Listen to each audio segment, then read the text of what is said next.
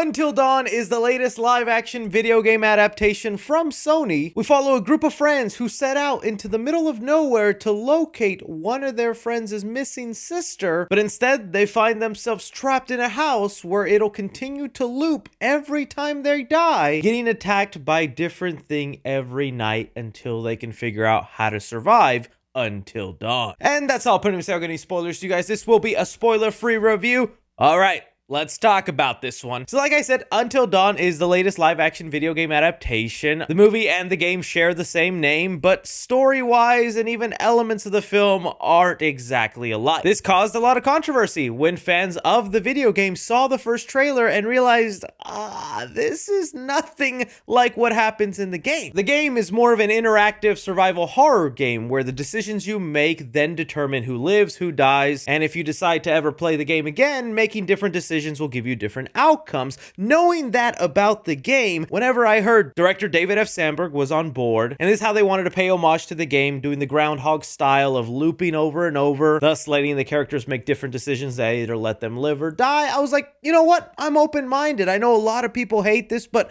I have a lot of faith in David F Sandberg. He's one of those directors I really am inspired by. He was just somebody who was passionate about filmmaking, made a little YouTube short called Lights Out. It went so viral, the studio picked it up, made a movie out of it, a really solid horror film. Then he went on to go make Annabelle Creation, which I think is still the best and possibly the scariest movie in the Conjuring universe. And then taking a little detour from horror to bring us Shazam, which I still think is a pleasant surprise, even if the sequel isn't anything to really scream about. So that's where my excitement really came from in this movie. Although I'm familiar with the game and I was kind of weirded out by some of the changes, I thought, this director, I just really like what he does. He seems sincere. I'm going to give him the benefit of the doubt. So went in, bought my ticket, checked this thing out.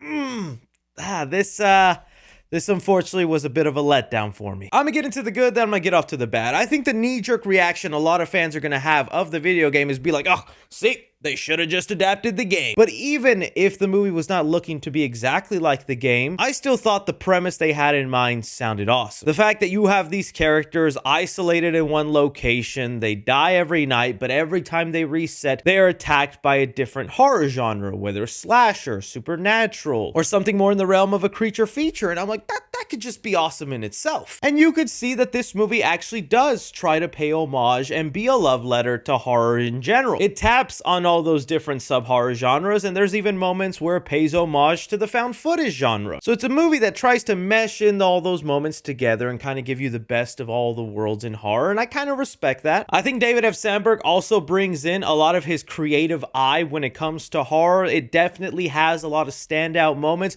particularly when it comes to the kills and the gore of the movie, because this is rated R, and some of the funnest parts of this film are when characters are cut in half, people are exploding. I mean, I found a ton of joy in the moments where it was more of a slasher movie and there was a guy in a mask chasing these people. Unfortunately, though, that's kind of where my positives for this movie end, because so much else of it is a bit of a letdown. Starting off with the characters, oh man, these guys are just very one-dimensional. They're just such surface level people without really any chemistry within the group. This is supposed to be a group of friends, but that friendship dynamic is not really showing in the movie. I even found myself sometimes having a hard time sympathizing with the main character who has this missing sister that she wants to find. And every other member of the friend group, they give them kind of an annoying trait. And heck, jumping off that point, these characters make some stupid decisions. I don't know if this was done on purpose, but the movie works as a love letter to the horror genre. And with that, you have the moments where characters do the thing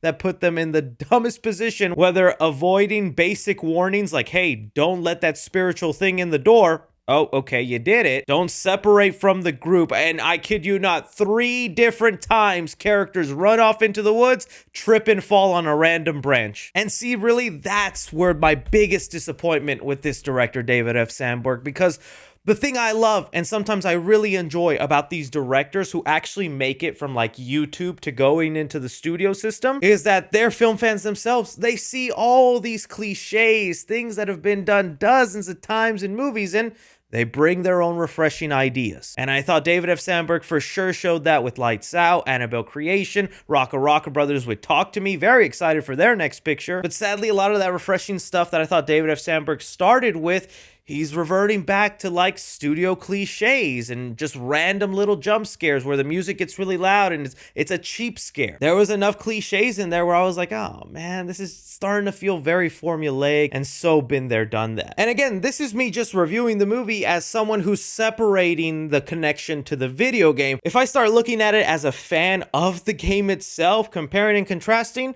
I could lean myself into hating this movie because yes, it does a real disservice to the game. I mean, everything from the atmosphere that the game built up so well, the tension and scares and trying to figure out this mystery and how to survive the night is just not really there with the formula that this movie sets up and implements. There is something thrown into the movie that lets the audience know, hey, these guys can only die a certain amount of times before it's too late. But even then, the movie feels sometimes so random and loosey-goosey with the things that are coming after them, what rules they have to follow, who they're against, or even just a basic explanation of how all of this is possible, that the movie just feels so disjointed. I mean, even once we got to the end of the movie and the characters, you know, confront whoever is behind this, and even the way they go about trying to defeat him, I was just like, that's it? That's how we solve all this?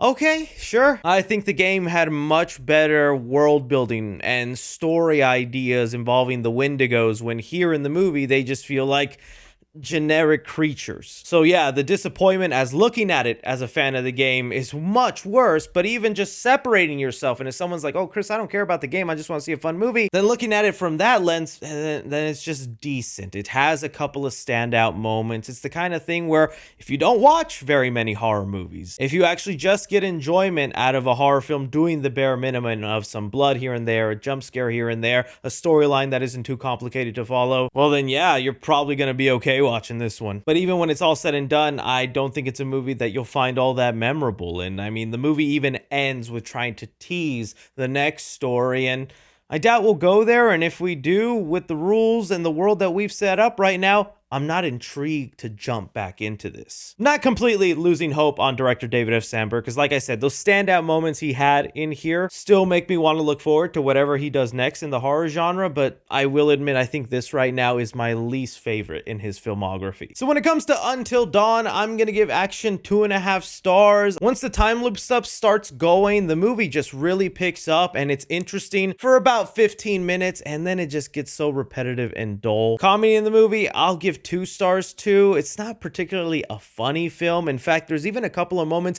of things that are not supposed to be funny, but my audience was laughing at just kind of how dumb some things came off. Drama in the film, I'm also going to give it 2 stars. I was just very disappointed with the story in here. I was actually open to this time loop story integrating different horror genres every night, but they couldn't even make that work right. Horror in the movie, I'm going to give it 2 stars. I don't think this is a particularly scary film, especially since you don't connect with the characters. You don't feel that fear for them dying, and because the movie already establishes they can die over and over and come back, it's another horror-filled thing that gets taken away. But I mean, the blood and gore is pretty cool in this movie. I will give it that. And suspense in the movie, 2 stars. Like I said, since you're not connected with these characters and they're so loosey-goose with the rules and the time loop, suspension is just not there halfway through the movie. Casual moviegoers, this hits the checkbox of a standard horror movie for a casual person to enjoy, B-. Cinephiles, I'm gonna give it a C+, and critically, I'm going to give it a C-.